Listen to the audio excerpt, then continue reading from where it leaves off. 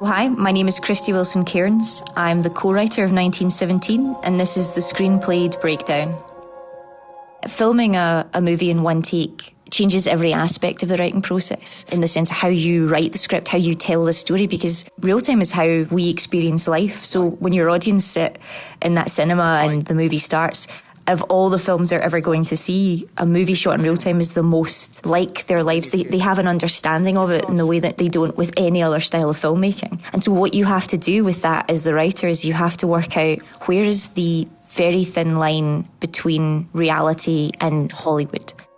And so how far can you push characters before it stops feeling real and it starts feeling like a movie? And as soon as you've done that, you've lost the audience, because the whole point of this film was to feel like, 110 minutes in someone else's life. And you still have to feel like you're taken on a journey, and it still has to have stakes and feel like a real war movie. So you're trying to pack everything in, but you're trying to pack just the right amount of stuff. So that was like a tightrope act that Sam and I struggled with throughout the scripting process.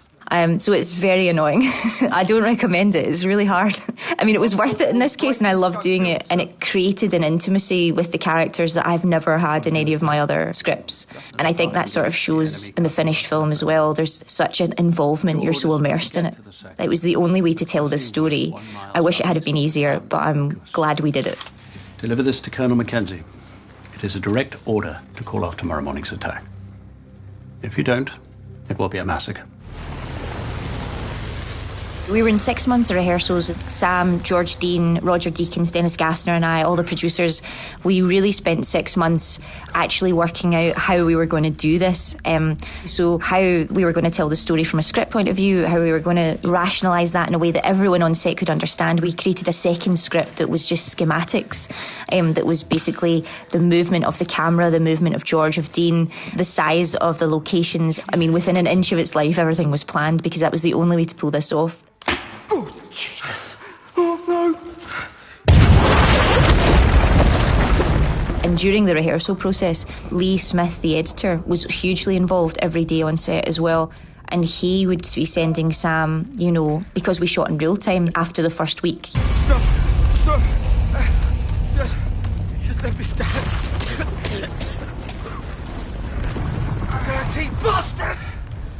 My favourite scene, or one of my favourite scenes in 1917, is the cherry blossom scene.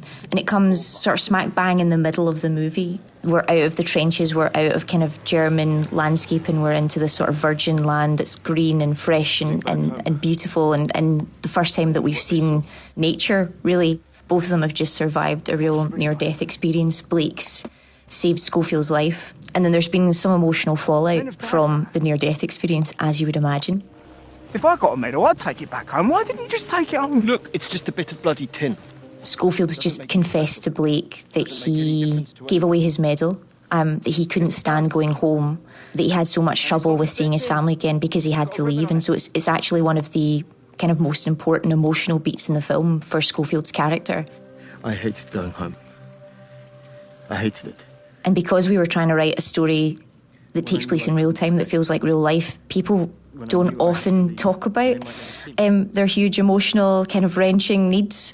That's not naturally what people are inclined to do, and especially two young men in this time period wouldn't have analysed that. So we very quickly wanted to sort of sidestep that. We wanted to let that breathe with the audience for a beat and then move into something else.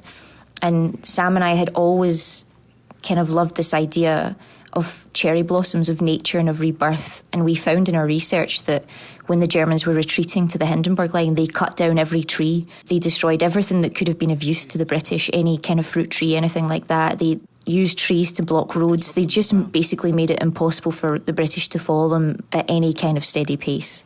Cherries. And so we loved this idea of finding Blake and Schofield in this huge orchard that was just full of swirling cherry blossoms, which I think is so beautiful. And one of the reasons I wanted to use them was where I grew up. My whole garden was covered in cherry blossoms. And so we used this soft image in a war landscape. It's a really soft scene that you don't tend to see in war films, and it's one of the reasons I love it. Sweet ones, sour ones. Why on earth would you know this? Mum's got an orchard back home. You have a little flicker of Blake's home life. You hear him talk about his brother and how it takes the whole day to clean up their mother's orchard, and it's just a hint of homesickness in it, just this tiny forlorn note that Blake's trying to get to his brother, that Blake has a mother, that he has a family, that he has a life outside of the war, that he wants to go back to, that he's needed somewhere. So these ones are all goners? Oh, no. They'll grow again when the stones rot. You'll end up with more trees than before. If you don't think of it from a technical and emotional point of view, it's very easy to kind of just look at that scene and go, oh, that's a nice little moment between the two of them. But actually, the entire film is sort of tied up in that scene in a way, and it's one of the reasons it's my favourite. In that scene, you know, you have Schofield shocked by the horrors of war, by the fact that the German military would cut down all these cherry blossoms, these like beautiful kind of innocent trees are sliced down for no reason. And you have Blake, the kind of current optimist, or the constant optimist, talking about how there'll be more trees when the stones rot. And there'll be everything will be stronger and there'll be more.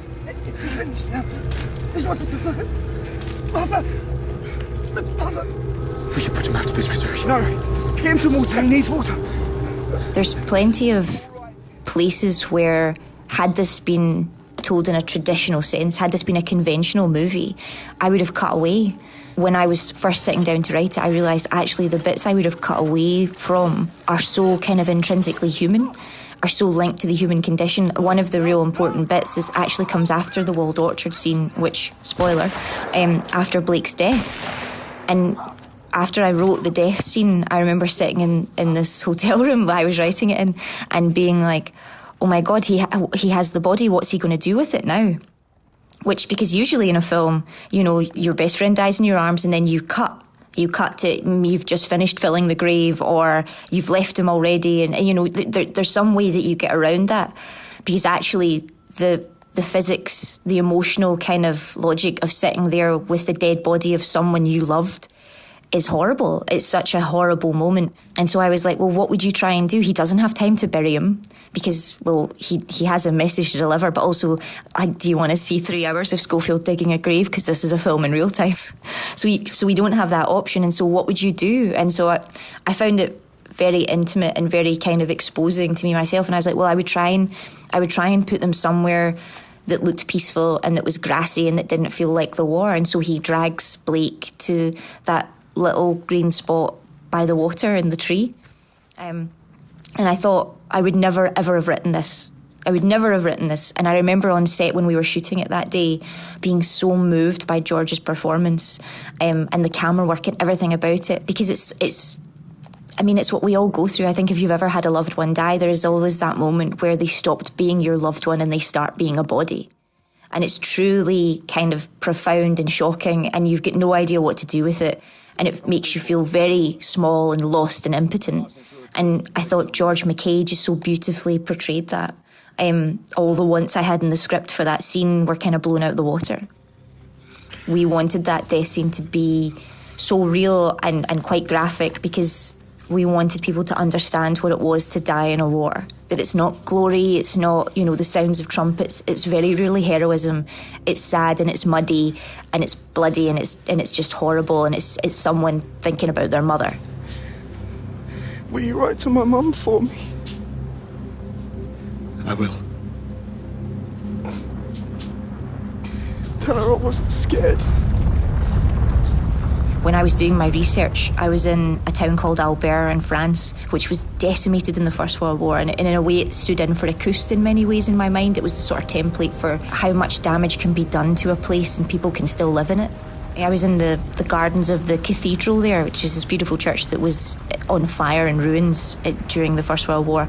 And in the garden of the cathedral are all these cherry blossoms, and there was this little tiny river, and it was coated in them, and there was ducks just swimming through it, and it was so beautiful. It was so hard to imagine that 100 years before this would have been rubble and destruction and decay and death.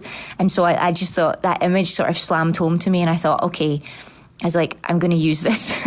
And I wasn't quite sure how I was going to use it till I sat down to write. But then as Sam and I sort of spoke about it, he really was fascinated by the idea of nature and rebirth and the constant idea of the world out with the realms of men. And so I was like, okay, I can use the cherry blossoms in that sense. We can weave them through, and just the idea that if the cherry blossoms are Blake, if they're so tied to him, in that final river scene when you have Schofield, you know, half dead, slowly drifting, about to give up, about to sink under the cold water, because it's so much easier to sink under that cold water than to go on. And you have this moment where he just glides through a patch of cherry blossom and he has to go Blake.